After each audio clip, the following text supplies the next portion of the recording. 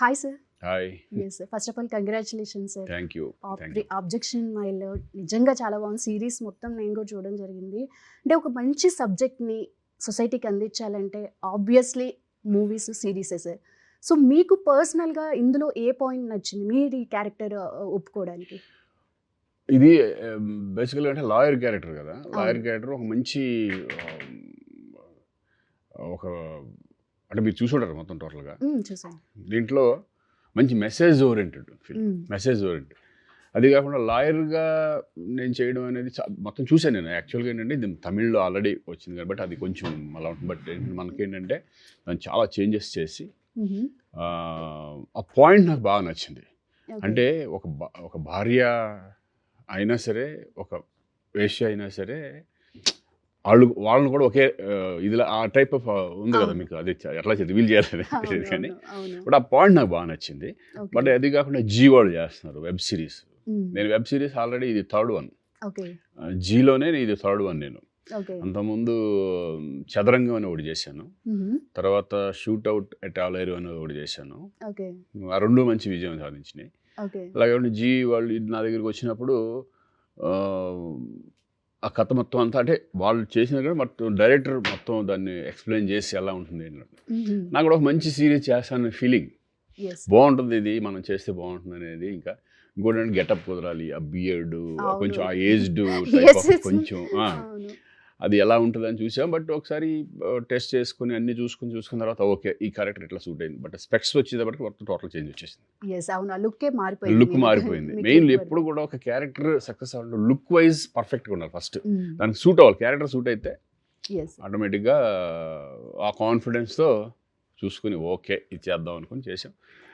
అంటే మేము అనుకుంది ఇంత రేంజ్లో సక్సెస్ అవుతుందని మాత్రం ఓకే చేసాం, మంచి సబ్జెక్ట్ టచ్ చేసాం అనేది ఉంది. కానీ ఇంత వైరల్గా టప్పన ఫస్ట్లోనే స్టార్టింగ్ ఇంత ఫాస్ట్గా వెళ్ళవద్దని అనుకోలే. అవును. అండ్ అంటే మంచి సబ్జెక్ట్ సార్. యాక్చువల్లీ మీరు అన్నట్టు మంచి సబ్జెక్ట్.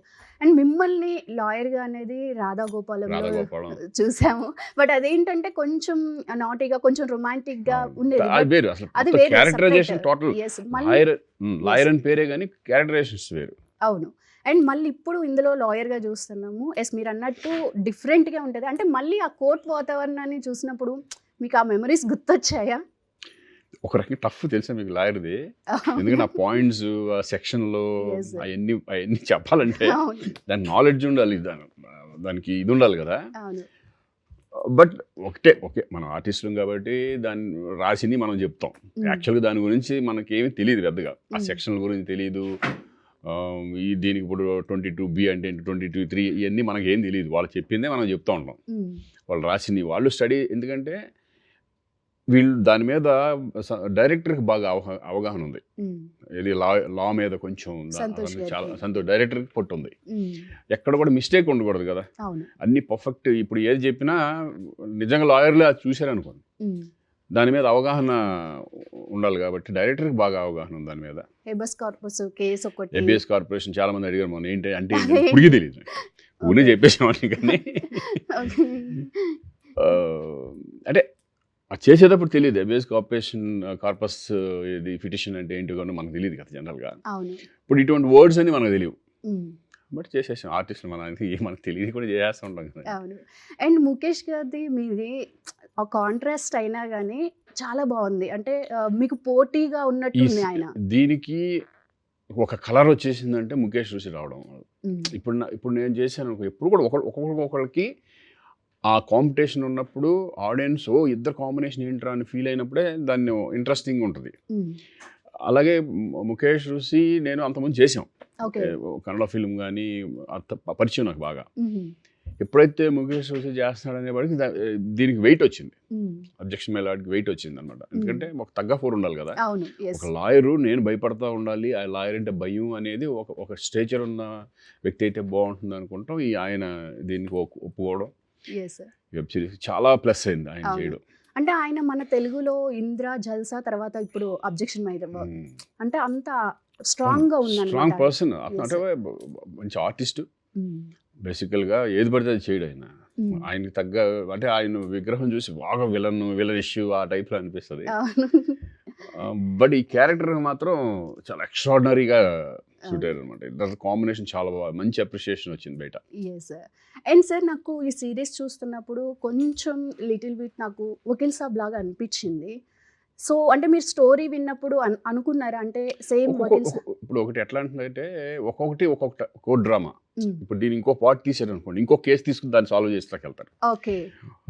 కోర్టులన్నీ అదే కోర్టులు వేసుకుంటాం, అదే కోర్టుకి వెళ్తాం, అదే వాదిస్తాం, అన్నీ ఉంటాయి. బట్ కేసు అనేది ఉంటుంది చూడండి, అది different. Okay.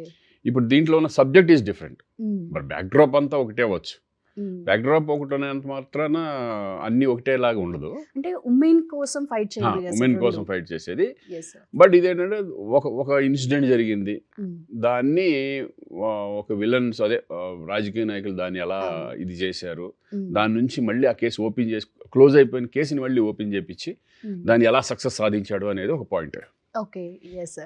And Chiranjeevi garu కూడా చాలా బాగుందని చెప్పారు. సో మీ ఫ్రెండ్షిప్ గురించి చెప్తారా?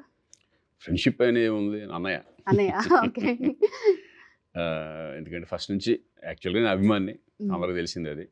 తర్వాత నన్ను బ్రదర్గా ట్రీట్ చేయడం, తర్వాత ఇంకా నాకు వెల్ విషర్ లాగా ఏదైనా డౌట్లు వచ్చినా ఏమన్నా వచ్చినా కూడా ఇండస్ట్రీలో నాకు ఏదో డౌట్లు వచ్చి ఆయన అడుగుతూ ఉంటాం, ఆయన్నే ఫాలో అవుతూ ఉంటాం, ఆయన ఇన్స్పిరేషన్తో. ఇది చూసి నిజంగా ఇది ఆ రోజు ట్రైలర్ లాంచ్ చేశారు ఆయన. చేసిన తర్వాత చూసి చాలా అప్రిషియేట్ చేశారు, చాలా బాగుంది అంటే ట్రైలర్ వరకు చూసి అప్పుడు ఆ టైంలో ట్రైలర్ బాగుంది, సబ్జెక్ట్ డైరెక్టర్ చెప్పాడు అసలు ఏంటి లైన్ అనేది చాలా బాగుంది. అది ఆయన కూడా అన్నాడు, ఇటు జస్ట్ వకీల్ సాబ్ లాగా కొంచెం ఆ టైప్ ఆఫ్ ఫిల్మ్ లాగా అనిపిస్తుంది. చాలా అప్రిషియేట్ చేశారు, అంటే వెల్ విషర్ అంతే. ఓకే. ఎస్. అంటే సార్ మీ స్టోరీ ఓకే చెప్పేటప్పుడు డైరెక్టర్ అనే కాదు, G5 అనే కాదు, అంటే ఈ స్టోరీలో మీకు ఎమోషనల్గా ఏమైనా పాయింట్ కనెక్ట్ అయిందంటే? ఇప్పుడు మీరు చూసారు కదా, అంటే ఆ క్యారెక్టరైజేషన్ బాగా ఎమోషనల్గా కూడుకున్నాను. అంటే పరశురామ్ క్యారెక్టర్ నోటరీ, ఒక ఫెయిల్యూర్ లాయరు, అతను ఎందుకు ఫెయిల్ అయ్యాడు, అంతకుముందు ఫ్లాష్ బ్యాక్లో ఒక ఇన్సిడెంట్ జరిగింది, ఆ ఇన్సిడెంట్ వలన కోర్టు దగ్గరికి ఆయనకు ఒక ప్రాబ్లం ఉంది. కళ్ళు. అవును సార్, షివరింగ్ ఏంటి ఆ ప్రాబ్లం పరశురామ్కి క్యారెక్టర్? అదే దాన్ని అదొక ప్రాబ్లం ఆయనకి. ఏంటంటే కొంచెం హైపర్ టెన్షన్ వచ్చినా ఏం వచ్చినా సరే ఆ ప్రాబ్లం అనేది ఒకటి ఉంటుంది. అది దాని పేరు ఏదో పెట్టారు, అది నాకు అది కూడా గుర్తులేదు. అది ఉంటుంది అనమాట. అంటే ఇంకా ఎన్నో సంవత్సరాల నుంచి ఒక ఇన్సిడెంట్, ఒక అమ్మాయికి జరిగిన అన్యాయం, అంటే ఇప్పుడున్న డామినేషన్, ఇప్పుడు పొలిటికల్ కానీ డబ్బులు కానీ ఒక లానే డామినేట్ చేసేసి లెవెల్కి వెళ్ళిపోయినప్పుడు ఒక అమ్మాయికి న్యాయం జరగాల్సిన అమ్మాయికి న్యాయం జరగలేదు అనే టైప్లో ఫ్లాష్ బ్యాక్లో ఉన్న సీన్కి అక్కడ నుంచి కోర్టు మెట్లు ఎక్కడం మానేశాడు. అంటే అక్కడికి ఇంక వెళ్ళలేకపోయాడు, ఇంత అన్యాయం జరిగింది అని చెప్పి అక్కడ నుంచి నోటరీ పరశురామ్గా మిగిలిపోయాడు. మళ్ళీ ఎప్పుడైతే ఇంకొక కేసు స్ట్రాంగ్గా పక్కన అమ్మాయి వేద అనన్య, ఆ అమ్మాయి తను వచ్చి ఒక లాయర్గా నన్ను ఎంకరేజ్ చేయడం, మళ్ళీ కేసు ఓపెన్ చేయడం, అలా దాన్ని పట్టుకుని ఇదైంది. ఓకే. ఎస్ సార్, మీ ఫస్ట్ మూవీ పీపుల్స్ ఎన్కౌంటర్. అవును. పీపుల్స్ ఎన్కౌంటర్ నుంచి ఇప్పుడు అబ్జెక్షన్ మై లార్డ్ వరకు, ఈ మధ్యలో ఇంత లాంగ్ జర్నీలో ఎప్పుడన్నా మీరు అబ్జెక్షన్ అని చెప్పారు ఎవరికన్నా? అంటే అబ్జెక్షన్ మీరు కోర్టులో చాలాసార్లు వాడారు కదా అబ్జెక్షన్ మై లార్డ్ అని. అబ్జెక్షన్ మై లార్డ్ అని చాలాసార్లు చెప్పుంటాం, అంటే రకరకాలుగా ఉంటాయి. అది ఓన్లీ వీటికి సంబంధించినవి కాకుండా ఇప్పుడు ఏదన్నా జరుగుతుంటే అబ్జెక్షన్ నేను చేయను, ఇవన్నీ వేరే చేద్దాం, ఈ టైప్ ఆఫ్ ఉంటాయి కదా. కోర్ట్ టైప్లో ఉండవు, కానీ ప్రతి దానికి అడ్డుపడడం, కొన్ని ఇట్లా కాదు అట్లా చేద్దాం అంటాం, అది కాదు ఇది తప్పు అంటాం, కొన్ని రకరకాల అటువంటి అబ్జెక్షన్ చాలా జరుగుతూ ఉంటాయి. ఓకే. సార్ మీ ఫస్ట్ మూవీ అప్పుడు ఫస్ట్ టైం కెమెరాని ఫేస్ చేసినప్పుడు ఆ మెమరీస్ గుర్తున్నాయా? డెఫినెట్గా 100% గుర్తుంది. అది మర్చిపోలేం ఎప్పుడు కూడా. ఫస్ట్ కెమెరా ముందు వెళ్ళినప్పుడు మర్చిపోలేం. నేను ఎందుకంటే ఫిల్మ్ ఇన్స్టిట్యూట్ నుంచి వచ్చాను. నేను ఫిల్మ్ ఇన్స్టిట్యూట్ చేసి, మధు ఫిల్మ్ ఇన్స్టిట్యూట్ చేసి, తర్వాత people's encounter Usha Kiran movies Ramoji garu వాళ్ళది, అది ఫస్ట్ మూవీ నాకు. ఆడిషన్స్కి వెళ్ళాను, ఆడిషన్స్ నుంచి అన్ని చాలాసార్లు వచ్చేసింది, మళ్ళీ ఉన్నాయి. అరకు వ్యాలీలో చేసాం, September 3rd, 1990. ఓకే. 1990 మేము పుట్టలేదు. మీరు పుట్టున్నారు నాకు తెలుసు. Okay. First movie, first shot అనమాట అది. నక్సలైట్ లీడర్ అనమాట దాంట్లో. ఫస్ట్ షాట్ అరకు వ్యాలీలో చేసాం అక్కడ, అది బాగా గుర్తు నాకు. ఓకే. సో భయం అనిపించిందా? అంటే భయం అంటే ఫస్ట్ నర్వస్ అనేది చిన్నది ఉంటుంది. అండ్ దట్టు మీరు అప్పుడు యంగ్స్టర్ కదా. ఫిల్మ్ ఇన్స్టిట్యూట్ చేసాం కాబట్టి కొంచెం బెటర్ ఉంది. ఓకే. అంటే ఏది ఇన్స్టిట్యూట్ లేకుండా డైరెక్ట్గా వచ్చి ఉంటే కనుక ఎట్లా ఉండేది తెలీదు. బట్ ఫిల్మ్ ఇన్స్టిట్యూట్లో మేము చాలా ఆడిషన్ చేయడం, చాలా ఒక కెమెరా ముందు మేము డ్యాన్స్లు చేయడం, సాంగ్స్కి డ్యాన్స్లు చేయడం కానీ, ఒక స్కిట్లు వేసేవాళ్ళం మేము. అవన్నీ కొంచెం బాగా హెల్ప్ అయింది మనకి. ఎంత హెల్ప్ అయినా కూడా ఫస్ట్ టైం ఒక ఫిల్మ్కి చేస్తున్నాం అనేప్పటికీ దట్ ఈస్ డిఫరెంట్ కదా. ఆ ఫిల్మ్ అనేప్పటికీ కొంచెం నర్వస్ అనేది ఉంటుంది. బట్ ఏంటంటే అందరూ నాకు తెలిసిన ఫ్రెండ్సే ఉన్నారు పక్కనంతా. అదొకటి అడ్వాంటేజ్ ఉంటుంది, కంఫర్ట్ ఉంటుంది. ఇన్స్టిట్యూట్ నుంచి వచ్చిన వాళ్ళే ఎక్కువ కదా, ఫిల్మ్ ఇన్స్టిట్యూట్ నుంచి వచ్చిన వాళ్ళే ఒక 50 మంది వరకు దాంట్లో యాక్ట్ చేశారు. వాళ్ళందరూ పక్కనే ఉండేవాళ్ళు. డైరెక్టర్ గారు మన మోహన్ దాస్ గారు, ఆయన కంఫర్ట్, ఆయన చాలా బాగా చేస్తారు ఆయన ఇవన్నీ. ఎందుకంటే నాకు ఫస్ట్ డైలాగ్ కూడా ఉంది. డైలాగ్ కూడా ఫస్ట్ చిత్రంలో డైలాగ్ నాది.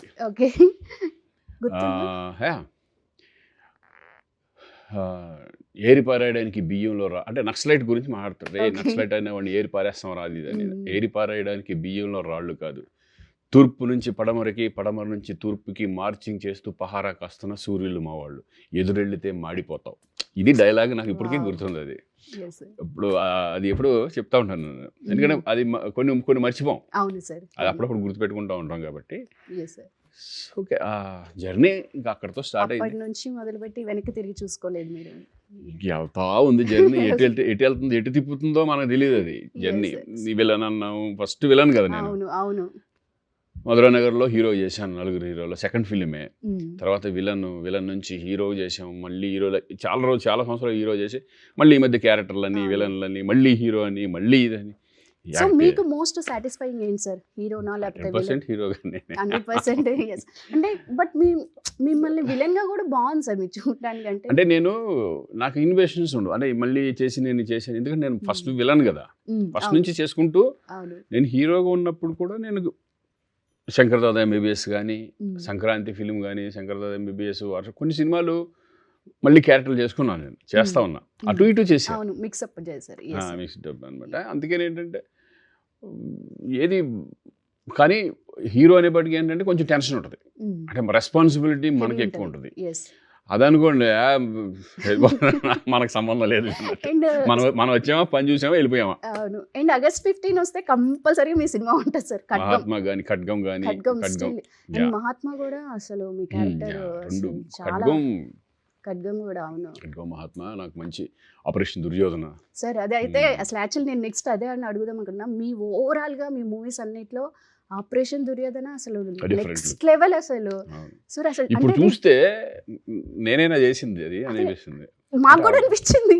అంటే శ్రీకాంత్ గారు అంటే ఒక ఫ్యామిలీకి సాఫ్ట్ గా ఉంటారు, బట్ ఆపరేషన్ దుర్యోధన ఒక ఫ్యూ వర్డ్స్ ఏమైనా షేర్ చేసుకుంటారా మూవీ గురించి? ఏది ఆపరేషన్ డెఫినెట్గా.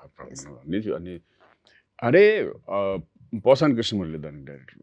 ఫస్ట్ కథ చెప్పినప్పుడు ఇదే డిఫరెంట్గా ఉంది, కొత్తగా ఉంది, మనకి ఎంతవరకు చేయగలం రాజా, మనం సక్సెస్ అవుతుందా గ్యారంటీగా అనుకున్నాం. నేను ఒకటే అన్నానంటే గెటప్ ట్రై చేద్దాం, అంటే ఒకటి పోలీస్ ఇన్స్పెక్టర్ ప్లస్ పొలిటీషియన్, ఈడు వాళ్ళలాగా కనపడకూడదు చూసేవాళ్ళకి. అంటే ఇక్కడ ప్రాబ్లము ఫస్ట్ పొలిటికల్తో స్టార్ట్ అవుతుంది కదా, ఇతను అనేది తెలియకూడదు. తెలియకుండా ఉండాలంటే ఏం చేయాలి అంటే గెటప్ మార్చాలి. గెటప్ ఎలా మార్చాలి ఏంటి అనేది ఒక ఆలోచనలో ఇంకా రకరకాలుగా అనుకున్నాం. గాజు కొని పెడతానన్నాడు, వద్దు అన్నాను. ఎందుకంటే ఎప్పుడు కూడా ఒక యాక్టర్ అసహ్యంగా కనపడకూడదు. ఆడియన్స్కి గుర్తుపట్టలేదని ఎవరికి ఒక పురుపు ఒక మచ్చ పెడితే మార్చేస్తారు, ఇది మారిపోయినట్టు వేరే వాళ్ళు అయిపోయినట్టు. కానీ పెద్ద మీసాలు పెట్టేసేసి ఇక్కడ ఇది పెట్టి అవన్నీ ఉన్నాయి, అయ్యే చేస్తున్నారు, చూస్తారు, ఏం అక్కర్లేదు. అప్పుడు ఏం చేశానంటే నేను మనకు ఐడియా ఇది అనుకుని గుండు కొట్టించి ఇంతంత హెయిర్ ఒరిజినల్గా, అంటే ఒరిజినల్ అది గుండు కొట్టించేసేసి చిన్న చిన్న ఇంతంత హెయిర్తో మీసాలు తీసేసి కొంచెం ఇది ఇచ్చి కన్ను ఇట్లా పెట్టుకుని మూతి పక్కన పెట్టుకుని ఇంక మొత్తం ఫుల్ యాక్టింగ్ అంతా అట్లా ఉంటుంది. సేమ్ అది కష్టం, బట్ మేనేజ్ అట్లా చేసేసి అట్లా 2-3 రోజులు అలాగే నేను ఇంట్లో కూడా ప్రాక్టీస్ చేసుకుంటానండి. సో ఆ మూవీ తర్వాత మళ్ళీ మీకు అది ఆ ఫీల్ రాలేదు సార్? అదే జస్ట్ మామూలుగా అది క్యారెక్టర్ వరకు చేసుకుంటూ వెళ్ళిపోయాము. నాకు ఉన్నప్పటి వరకు నేను ఇన్ని 140 మూవీస్ సంథింగ్ అంత ఉన్నాయి, అంతవరకు దట్ ఈస్ ద పర్ఫెక్ట్, అంటే నాకు బాగా ఇష్టమైన క్యారెక్టరైజేషన్. ఎస్ అవును. సినిమాలు దీనికంటే మంచి సినిమాలు ఉండొచ్చు, ఆడొచ్చు. పెళ్లి సందడి సార్ మాకైతే. ఇంకా అవన్నీ సాఫ్ట్ మూవీస్ నా కెరీర్కి బాగా హెల్ప్ అయినాయి. Operation Duryodhana special, Khadgam, operation Duryodhana, Mahatma, ఈ 3 బాగా మనకి. Okay. Yes. So objection my లార్డ్లో ఫాదర్ అండ్ డాటర్ ఎమోషన్ని చాలా నీట్గా అంటే ఆ బాండ్ ఎలా ఉంటుంది అని చెప్పారు, చూపించడం జరిగింది. సో పర్సనల్గా మీకు మీ డాటర్కి ఆ రిలేషన్ ఎలా ఉంటుంది సార్? అంటే తను మమ్మీకి అంటే దీంట్లో డాటర్ తనేం కాదు కదా, తను కాదు, మామూలుగా ఇన్ జనరల్గా. Okay okay. 100% అంటే సినిమాలో చూపించినంత ఇదేమన్నది కానీ, బట్ బాగా ఎఫెక్షన్. అంటే ఇంట్లో ఫ్యామిలీ ముగ్గురు బాగా ఎఫెక్షన్ నాకు. రోషన్, మేధ అండ్ రోహన్ ముగ్గురు కూడా ఒక ఫ్యామిలీ. ఎట్లా ఉంటుంది ఇంట్లో అందరూ, వాళ్ళకి బాధ వచ్చినా మనకు బాధ వచ్చినా వాళ్ళు ఫీల్ అవ్వడం. అంటే డాటర్స్ ఎక్కువ ఫాదర్కి కనెక్ట్ అయి ఉంటారు సార్, సన్స్ ఆబ్వియస్లీ మదర్కి కనెక్ట్ అయి ఉంటారు. కాదు అంటే అలా ఏం లేదు. ఒక రకంగా అయితే కనుక ముగ్గురు తనంటేనే ఎక్కువ. అంటే ఎక్కువ అంటే ఎక్కువ టైం స్పెండ్ చేసే తను కాబట్టి. కానీ అఫెక్షన్ కానీ అంత ఈక్వల్గానే ఉంటుంది. నేనేమన్నా ఒక మాట, నేను యాక్చువల్లీ తిట్టను కదా, జనరల్గా తిట్టడాలు ఏమి ఉండవు. ఇంట్లో వాళ్ళు తిడతా ఉంటారు. నేను కొంచెం అన్నా కూడా ఫీల్ అయిపోతారు. అంటే మీరు ఎప్పుడు తిట్టను కాబట్టి ఇక ఏమొచ్చినా ఇక అమౌంట్ డబ్బులు అంటే ఇంకా మనల్ని అడుగుతాం, ఈ టైప్లో చేస్తూ ఉంటారు తప్పితే అఫెక్షన్ అనేది ఉంటుంది. రెస్పెక్ట్ నానంటే ఇది కొంచెం ఏమొచ్చినా డైరెక్ట్గా అడుగుతారు, భయపడరు. మరి భయం అనేది ఉండదు మళ్ళీ. ఒక చిన్న ఆ టైప్. ఓకే. అండ్ రోషన్ గారి సక్సెస్కి ప్రౌడ్ ఫీల్ అవుతున్నారా? రోషన్ గారి సక్సెస్కి ఆఫ్కోర్స్ ఒక సెటప్ అది వెళ్ళిపోతా ఉంది. Very proud. బాగా కష్టపడతాడు కాబట్టి అదొక చూసి మమ్మల్ని చూసేవాడు అలాగే కష్టపడాలి ఇండస్ట్రీ. ఎవరన్నా సరే ఎంత బాగున్నా కష్టపడడం, సిన్సియారిటీ అనేది చాలా ఇంపార్టెంట్. అదే చెప్తా ఉంటాను నేను. Hard work is very important. నేను ఎలా తీసుకెళ్తుంది అనేది మనం ఎక్కువ ప్లాన్ చేసుకుంటే కుదరవు. మన రూట్లో మనం అనుకున్నట్టు వెళ్ళిపోవాలి. ఆ డెస్టినీ ఎలా తీసుకెళ్తున్నా అలా తీసుకెళ్ళిపోతుంది. Hard work is very important. Okay. Yes sir. Sir G5 ఇప్పటికి మీకు 3 సక్సెస్లు వచ్చినాయి G5తో. సో మరి G5తో మీ జర్నీ ఎలా అనిపిస్తుంది మీకు? నాకు ఎందుకు G5తో చాలా ఫస్ట్ వెబ్ సిరీస్ ఇక్కడే స్టార్ట్ అయింది నాకు. అప్పట్లో భయపడేవాడిని, వెబ్ సిరీస్ చేయొచ్చా చేయకూడదా అంటే క్వశ్చన్ బిగినింగ్. ఓకే.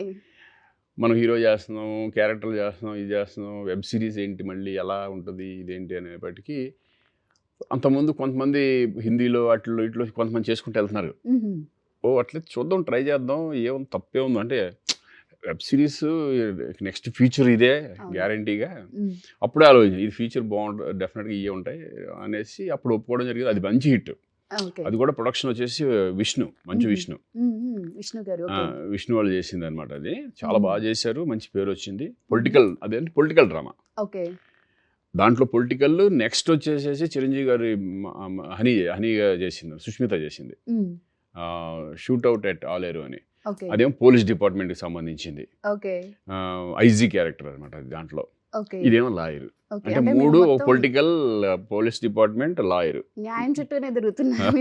న్యాయం చుట్టూ తిరుగుతున్నారు. అలా జీతో నాకు ఇంత అనుభవం ఉంది. ఇప్పుడు మళ్ళీ అది కాకుండా నేను షోస్కి ఎక్కువ వెళ్ళను, జనరల్గా ఎక్కడ కనిపించారు, షోస్ వెళ్ళను. అలాంటిది 2 షోలు గెస్ట్లకి వెళ్ళాను. అది జీకే వాళ్ళే పిలిచారు. సరే గెస్ట్లకి వెళ్ళాము, ఓకే అంతా అయిపోయింది.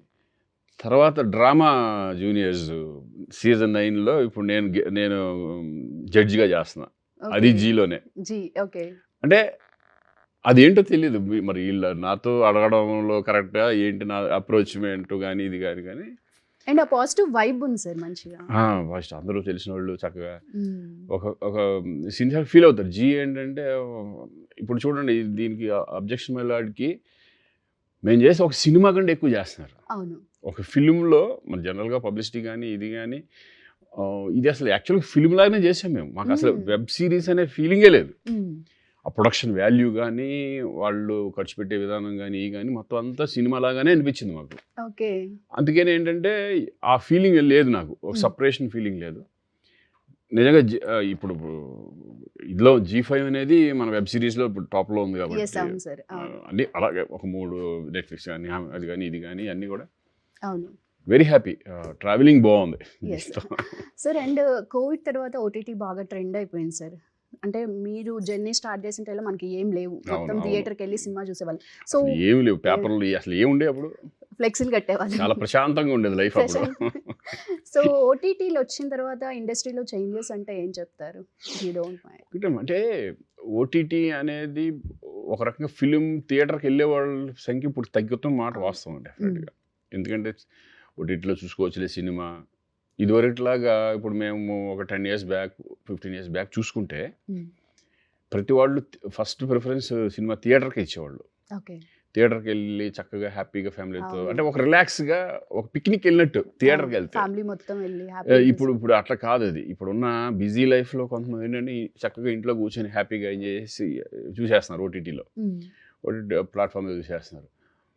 బట్ ఏదన్నా సరే ఇప్పుడు ఓటీటీలోకి వచ్చినా కూడా ప్రొడ్యూసర్ పాయింట్ ఆఫ్ వ్యూలో ఇది కూడా హెల్ప్ అవుతుంది, దీని కూడా మార్కెట్ అవుతుంది కదా. అక్కడ తగ్గే డబ్బులు దీంట్లో వచ్చే ఛాన్సెస్ ఉన్నాయి కాబట్టి రీచ్ ఎక్కువ ఉంది, కాబట్టి రీచ్ ఎక్కువ ఉంది అప్పటికి ఇప్పటికి. బట్ థియేటర్ పరంగా ఆలోచించుకుంటే మాత్రం కొంచెం దెబ్బ.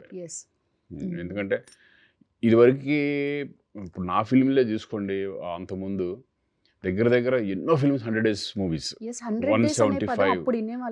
పెళ్లి సందడి అనేది 27 centers, 175 days. అప్పట్లో టాప్ అదే. అంతకుముందు ఫిల్మ్స్లో అది రికార్డ్ బ్రేక్ చేసింది. అంటే దాని తర్వాత చాలా ఫిల్మ్స్, ఈవెన్ ఆపరేషన్ దుర్యోధన కూడా 100 days, ఒక 7-8 centers 100 days అయింది ఆపరేషన్ దుర్యోధన కూడా. ఇక దాని తర్వాత నుంచి ఈ 1 week 2 weeks అయిపోయినాయి సినిమాలన్నీ. 21 daysలో క్లోజ్. అంటే అదొకటి, అది మాత్రం ఇబ్బందిగా ఉంది, ఓటీటీ మూలంగా ప్రాబ్లం ఉంది. ఇంకా అది ఎలా జర్నీ అవుతుంది ఏంటని మనం చెప్పలేము. అంటే ఇంకా నెక్స్ట్ ఏం మారుతాయో కూడా తెలియదు. సార్, ఇప్పుడు ఈ సిరీస్ చూసుకుంటే అబ్జెక్షన్ మైనర్ ఎస్పెషల్లీ ఉమెన్స్ గురించి, ఉమెన్ హరాస్మెంట్స్ గురించి నీట్గా ప్రజెంట్ చేయడం జరిగింది. అంటే ప్రతి ఒక్కరికి న్యాయం అయితే జరగాలన్న వేలో చూపించడం జరిగింది.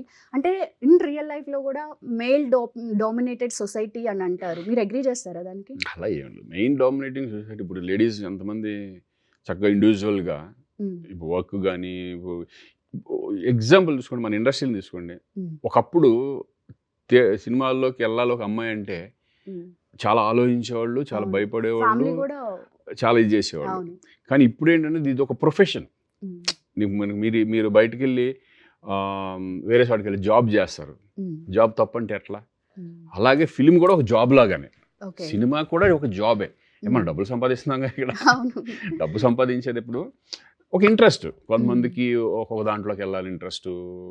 అలాగే ఒక ఫిలిం అనే సినిమా అనేది కూడా లేడీస్ ఇప్పుడు అంతా ఒక ప్రొఫెషన్ లాగా తయారైపోయింది. ఎంతమంది ప్రొడ్యూసర్స్ ఇప్పుడు చూసుకోండి, మన స్వప్న వాళ్ళ దగ్గర నుంచి పడి ఇప్పుడు వాళ్ళ పిల్లలు ఇదే ప్రొఫెషన్లో కొనసాగిస్తూ, ఎందుకంటే నేను చూశాను కాబట్టి ఎక్కువ, అంటే 90 నుంచి నేను చూస్తున్నాను కదా. ఇప్పటికి చాలా డిఫరెన్స్ వచ్చింది. ఇప్పుడు భయపడలేదు, చక్కగా అందరికీ ఈక్వల్గా చూస్తున్నారు. మేల్ డామినేటింగ్ అనేది ఇప్పుడు ఒకప్పుడు ఉండేది, ఎక్కువ అంటూ ఉంటారు అంతే, మేల్ డామినేటింగ్ అని. బట్ అలా ఏం లేదు, ఎవరు స్ట్రాంగ్ వాళ్ళది. ఇప్పుడు లేడీస్ స్ట్రాంగ్గా ఉన్నారు అనుకోండి, ఆ స్ట్రాంగ్నెస్ అనేది ఇప్పుడు బాగా ఇంప్రూవ్ అవుతుంది. ఎక్కువ ఒకరిని చూసి ఒకరు నేర్చుకోవడం, సొసైటీ మారిన కొంతకి సొసైటీలో మనం స్ట్రాంగ్ కావాలనుకోవడం, ఇప్పుడున్న పిల్లలందరూ స్ట్రాంగ్ అవ్వడం, ఆ డిఫరెన్స్ అనేది ఇదివరకు ఉన్నంత ఇప్పుడు ఏంటంటే ఈ కొంచెం ఈక్వల్ అంటున్నారా? చిన్న డిఫరెన్స్ ఉండొచ్చు 100%. దాన్ని బట్టి ఎట్లా ఉంటుందంటే మెంటాలిటీని బట్టి అలా ఉంటుంది. అంటే సక్సెస్ వస్తే okay sir, fine. But failure వస్తే మాత్రమే జడ్జ్మెంట్స్ ఉంటాయి. అది ఏంటంటే ఎవరికన్నా అంతే, లేడీస్ అనే కదా, జెంట్స్ అంతే. ఫెయిల్యూర్స్ వస్తే ఏంటి వాళ్ళకి ప్రాబ్లమే కదా. సక్సెస్ లేకపోతే ఎవరికన్నా ప్రాబ్లమే.